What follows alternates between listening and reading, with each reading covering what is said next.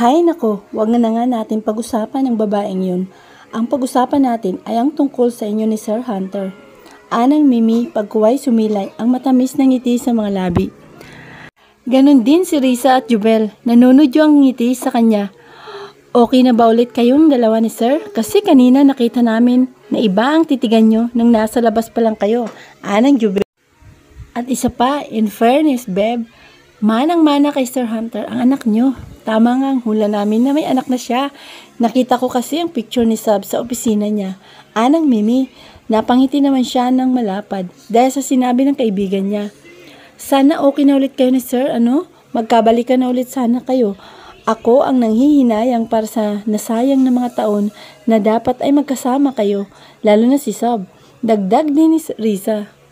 Nang hinayang din naman ako sa mga taon na dapat ay nakasama ng anak ko ang tatay niya, pero wala naman na akong magagawa. Nangyari na ang mga nangyari noon. Kaya nga gusto kong bumawi sa kanya ngayon. Pati na rin si Hunter, gusto niyang bumawi na sa anak namin. Tama yun, Beb, sabi ni Mimi. Pero mas nakakahiyap pang hinayang kung hindi kayo magkakabalikan ni Sir Hunter. Nako, ang tagal kong nanalangin na sana magkita na ulit kayo Sabi pa ni Jubel. Napangiti na lamang ulit siya dahil sinabi nito mga kaibigan niya. Maya-maya ay banayad na bumuntong hininga ang kanyang pinakawalan sa ere. Okay. Anya at tiningnan niya sa isa ang tatlong kaibigan. Kami na ulit, sabi niya. Halos sabay-sabay pang nanlaki ang mga mata ng tatlo dahil sa sinabi niya. Maya-maya ay napatili ang mga ito. Napatingin tuloy sa lamesa nila ang mga taong naroon. Maging ang nanay, mga kapatid niya, pati si Hunter. Nang magtama ang mga mata nila ng binata, kumindat ito sa kanya. At dahil nahuli yun ng tatlong dalaga, muling napatili ang mga ito. Oh my God! Kinikilig ako, babe. Mahinang hinampas pa ni Jubel ang braso ni Risa. Hindi lang ikaw, babe, pati ako. Impit ang tili na saad ni Risa. Si Mimi man ay ganoon din ang kilig na nararamdaman ito ngayon. Natatawang nagbaba na lamang ng tingin si Mabel. Alam niyang namumula na ngayon ang kanyang pisngi dahil ramdam niya ang pag-iinit niyon ngayon. Pero ganun pa man, mas lamang ang kaligayahang nararamdaman ng kanyang puso sa mga sandaling yun dahil sa mga totoong kaibigan niya. Nagkakasayahan pa sila ron. Mimi nang pagkatingin niya sa direksyon ni Hunter ay nakita niyang suminyas ito sa kanya. Nang magsalubong ang kanyang mga kilay, muling ipinilig ni Hunter ang ulo nito para sabihin sa kanya na lumabas siya sa restaurant. Napatingin naman siya sa entrance. Pagkuhay, muling tumingin sa nobyo. Ganun na lamang ang ginawa nito. Ipinilig ang ulo na sinasabing lumabas nga siya. Ano ba naman ang lalaking ito? May cellphone naman siya, bakit hindi na lang ako i-text or tawagan? Bulong na reklamo niya. Bumuntong hininga siya ng malalim. Excuse lang ako mga bes ha. Dito muna kayo. Paalam niya sa tatlo bago siya tumayo. Pagkalingon niya sa pwesto ni Hunter ay wala na ito ron. Nang tumingin siya sa labas ng restaurant ay nakita naman niyang naroon na ito at nakasandal sa gilid ng sasakyan nito. Naglakad siya palabas. Saka naman pumasok sa driver's seat ang binata nang matanaw siya. Wala na rin siyang nagawa kundi ang sumakay sa front seat. Pagkasakay pa lamang niya roon ay kaagad na hinawakan ni Hunter ang kanyang mukha at walang paalam na hinalakan nito ang kanyang mga labi. Napangiti naman siya nang pakawalan nito ang mga labi niya. I miss you, darling. Bulong ni Hunter sa kanya habang nakakulong pa rin sa mga palad nito ang kanyang maliit na mukha. Hinawakan naman niya ang mga kamay nito na nasa mukha niya pa rin. Magkasama lang naman tayo sa loob Anya, pero hindi kita katabi, hindi kita makausap, hindi kita mahawakan at lalong hindi kita mahalikan, kaya namimiss kita. Saad nito at pinaliguan ng maliliit na halik ang kanyang mga labi, pati ang kanyang mukha. Magkasama naman tayo mamayang gabi. Speaking of, okay lang ba na kidnapin na muna kita ngayon? Darling, I just want you to be with you alone. Ha? Nangako ako sa anak natin. Nakatabi ko siyang matutulog mamaya kasi kagabi wala ako sa bahay. Binitawan ni Hunter ang kanyang mukha pero ipinagsalikop nito ang kanilang mga palad habang ang isang kamay naman nito ay masuyong humahaplos sa kanyang braso. Don't worry about our son. Kinausap ko na siya kanina. I told him na gusto ko muna kitang masolo ngayong gabi and he said yes. Napangiti siya dahil sa sinabi nito. Nako, at inunahan mo na pala talaga ako. Siyempre, I want to be with my wife. Hindi naman ganun kadali ngayon na masolo ka kasi may isa pa akong boss, so I need to ask his permission first. Napahagikik na siya ng tuluyan dahil sa sinabi nito. God, parang nung una pa lang ay walang ibang boss si Hunter kundi ang sarili nito. Pero ngayon, nariyan na siya, maging ang kanilang anak. Tunay nga talagang makapangyarihan ang pag-ibig. Dahil kahit gaano pa kasungit si Hunter noon, pero simula nang mahalin niya ito at simula nang mahalin siya nito, hayon nga at sobrang laki na ng ipinagbago nito, lalo na ngayon na may anak na sila. Please, okay lang ba na kidnapin na muna kita? Kahit ngayong gabi lang, wife? Ngumiti siya ng malapad pagway ipinulupot niya sa liig ng nobyo ang kanyang mga braso. Hinalikan niya rin ito sa mga labi. Kung kasing gwapo mo naman ang kidnapper ko, why not? Kahit hindi mo na ako isuli sa pamilya ko. Basta't kasama lang ang anak natin. Biro pa niyang saad. Really?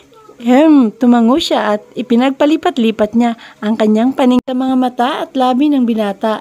Muli niya itong hinagkan sa mga labi nito. But tonight, we won't take our son with us kasi gusto kong masulo na muna kita. It's okay with me, ga. Ngumiti si Hunter at muling inangkin ang kanyang mga labi. Hay, mabuti na lang talaga at tinted ang sasakyan nito. Kung hindi, kanina pa sila nakita ng mga tao roon sa loob ng restoran niya. Saan mo ba ako dadalhin, Mr. Kidnapper? It's a surprise, darling, but I assure you, tiyak magugustuhan mo ang pupuntahan natin. Anang Hunter at pinakawalan na ang nobya. Binuhay na nito ang makina ng sasakyan at pinaandar na yon. Nangunot ang noo ni Mabel nang pagbaling niya ng tingin sa labas ng sasakyan ni Hunter ay malawak na dagat ang kanyang nakita. 4:00 na ng hapon kaya medyo papalubog ng sikat ng araw sa kanluran. Ilang oras din ang naging biyahe nila bago sila nakating sa lugar na yon.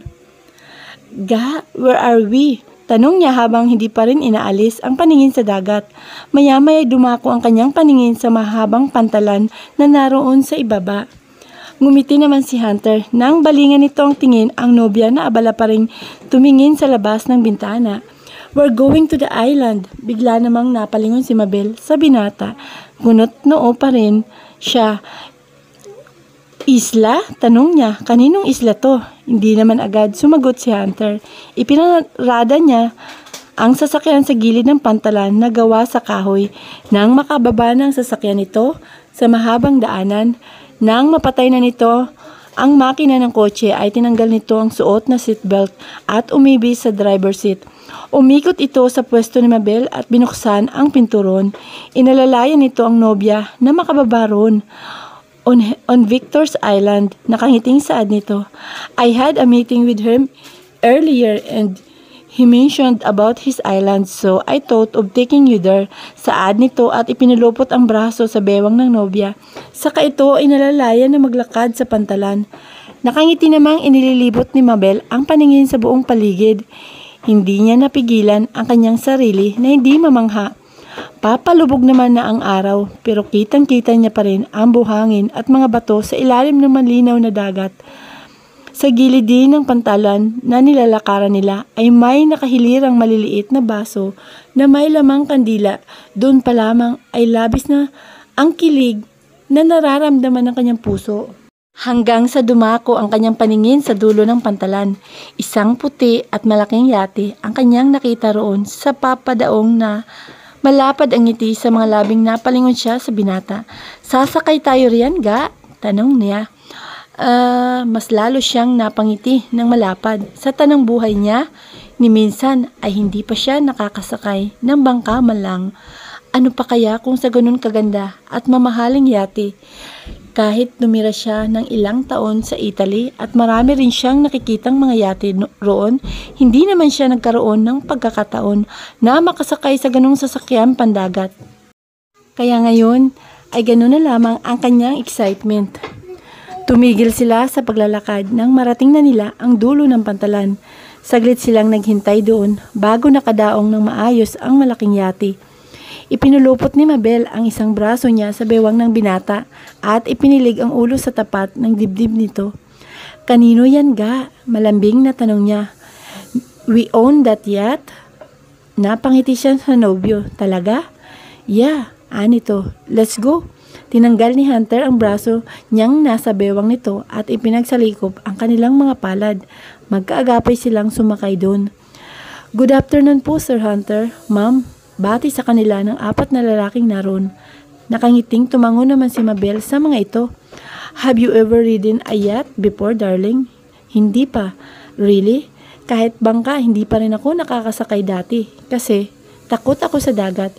Hindi kasi ako marunong lumangoy." Saad niya.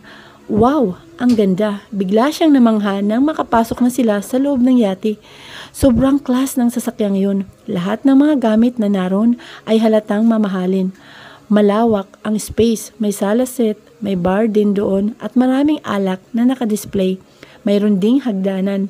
Sa bandang dulo at sa itaas niyon ay may malapad na kamang nakapwesto. Sa kaliwang gilid naman yon ay may nakita siyang pintuan. Siguro ay cabin yon o naroon nakapwesto ang steering wheel pati ang kapten ni Hunter. Hindi na nawala ang malapad ng ngiti sa kanyang mga labi habang inililibot niya ang paningin sa buong paligid. Maya-maya ay naramdaman niyang hinawakan ni Hunter ang kanyang likod. Masuyong humaplos doon ang palad ng binata. "Do you want to tour the whole yacht, darling?" "Okay lang ba, ga?" Sa halip ay balik na tanong niya nang lingunin niya ang binata. Ngumiti naman sa kanya si Hunter, saka muling ipinagsalikop ang kanilang mga palad. Iginaya siya nito palabas at doon nga ay nilibot siya nito sa buong yate. Lahat ng tanong niya tungkol sa mga nakikita niya roon ay nasagot naman ng maayos ng binata at nag-enjoy naman siyang libutin ang sasakyan na iyon. Pagkatapos ay dinala siya ni Hunter sa flybridge deck dahil hapon na mas ramdam niya ang malamig na simoy ng hangin mula sa itaas ng yate. Wala sa sariling napayakap tuloy siya sa kanyang sarili. "Are you cold, darling?" Nang tumayo sa likuran niya si Hunter, ipinulupot pa ang mga braso nito sa kanyang bewang. Pagkuway, ipinatong sa balikat niya ang baba nito. Malalim na paghinga ang kanyang pinakawalan sa ere at mas lalo pang idinikit ang katawan sa katawan ng nobyo. Saglit na bumitaw sa kanya si Hunter upang hubarin nito ang suot na Amerikana at sinuot yun sa kanya. "Feel better." Napangiti siyang muli at bahagyang nilingon ang nobyo na ngayon ay nakayakap na naman sa kanyang bewang. "Thank you, ga. I love you." Hinalikan ni Hunter ang kanyang pisngi, ang kanyang liig, at ang kanyang balikat na natatakpan na ng coat nito. Saka siya muling niyakap ng mahigpit. Tila nakaguhit na ata sa mga labi niya ang malapad na kanyang ngiti. Hindi na yun mawala-wala simula pa kanina. Mariin niyang ipinikit ang kanyang mga mata at ninamnam ang mga sandaling yun. Lim na lamang siyang napapanalangin na sana hindi na magwakas ang kaligayahang nararamdaman ng kanilang mga puso sa mga sandaling yun. Hanggang sa makarating nga sila sa isang isla, hindi pa man sila nakakababa sa yate, ay kitang-kita na ni Mabel ang ganda sa buong paligid ng isla. Lalo na ang mga cottage na naroon sa gilid ng dalampasigan. Ang mga posting nasa tabing dagat na may iba-ibang kulay ng ilaw. May nag-iisang hotel din doon, maraming tao ang nasa tabing dagat at nagkakasayahan. Dinig na dinig nila ni Hunter ang malakas na tugtog na sinasabay naman ng hiyawan ng mga taong naroon. "Marami palang tao rito?" tanong niya. "Dinadayo talaga ang lugar na ito. Pero Victor plans to close this island as well." Pagkukwento ni Hunter habang pababa na sila sa yate. Bakit naman? Sayang ang mga turistang nagpupunta rito. Look, parang mas maganda nga rito kaysa sa Boracay eh. Aniya, he wanted to make this island private for his wife, Tinay. Muli siyang napangiti ng malawak. Ang sweet naman ni Victor. Kunot ang noo na napalingin bigla sa kanya si Hunter dahil sa sinabi niya. "What did you say, wife?" tanong nito. Ang sabi ko, ang sweet naman ni Victor at gagawin niyang pribado ang isla na to para sa asawa niya. Mabilis na nagpakawala ng malalim na buntong hininga si Hunter pero ang pangungunot ng noo nito ay hindi pa rin nawawala. Maganda kayang tumira sa ganitong lugar. Pribado, tapos tahimik, walang ingay at gulo. Makakapag-relax ka pa habang pinagmamasdan mo lang ang malawak na dagat at ang mga alon sa dalampasigan. Presko ang hangin. Aniya, unti-unti namang nawala ang pagsasalubong ng mga kilay ni Hunter. Maya-maya ay napatango na lamang ito. Well, she has a point. Mas maganda nga naman talagang tumira sa ganong lugar. Let's go, darling. Hinila na ni Hunter ang kanyang kamay upang tunguhin nila ang hotel. Good evening po, Sir Hunter. Welcome back again to Isla Candiwata. Hi, Trina. How are you? Ewan pero bigla siyang nakaramdam ng inis sa babaeng sumalubong sa kanila ni Hunter sa lobby. Sa klase pa lamang ng ngiti at titig nito sa nobyo niya. Alam niya ang ibig sabihin nun. At isa pa, katabi lamang siya ni Hunter pero hindi man lamang siya nito tinapunan ng tingin at binati. Para bang hindi man lang siya nito napansin. Still pretty po, sir. Anong babae? Namiss po namin kayo. Ngayon lamang po ulit kayo napasyal dito sa isla. Ang arte at ang landi, sarap sa bunutan. Sa isip-isip niya habang nakasimangot siyang nakatingin sa babae. Still pretty. Saan banda? Lantarang sinuhid niya ito ng tingin. Mula ulo hanggang paa, saad pa ng kanyang isipan. Hindi naman siya mapanglait na tao. Kaso, iba lang talaga ang dating sa kanya ng babaeng ito ngayon. Any problem, ma'am? Nang mapatingin ang babae sa kanya. Oo, ikaw ang problema ko. Gusto niyang sabihin yun dito pero mabuti na lang na pinigilan niya ang kanyang sarili. Nako, wala siyang oras para patulan ang kagaya nito. Naroon sila ni Hunter ngayon para mag-relax at masolo ang isa't isa. Mahal ko, gusto ko nang kumain na. Nang balingan niya ng tingin si Hunter. At ipulupot niya sa braso nito ang isang kamay niya. Ipapamukha na lamang niya sa babae na hindi na single ang lalaking gusto nitong landiin. Let's go to the restaurant then.